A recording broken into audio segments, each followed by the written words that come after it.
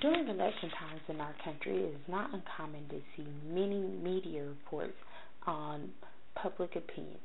In order to gain a better understanding of public opinion, I sat down with University of Tennessee political science professor Dr. Anthony Nownes and talked election polls and political surveys.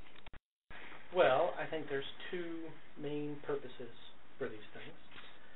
One, the candidates and the parties use them to sort of gauge how well they're doing and to try to figure out what sorts of issues people are thinking about, and that sort of guides some of their strategy and tactics during the elections.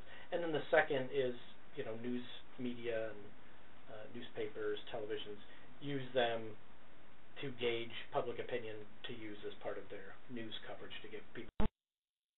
Dr. Nownes went into greater detail on how candidates use election polls to help them decide where to spend their money and resources. He used Rick Santorum as an example.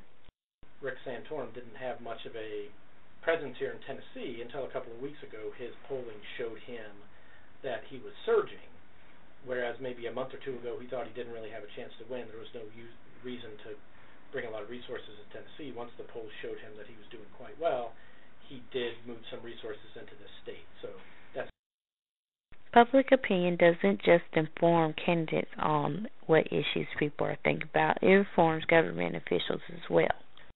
Well, I think when the public is activated or interested in a certain issue, it definitely affects policy. So, in other words, the evidence suggests that our political leaders, if we tell them something, they will do it on pretty much any issue.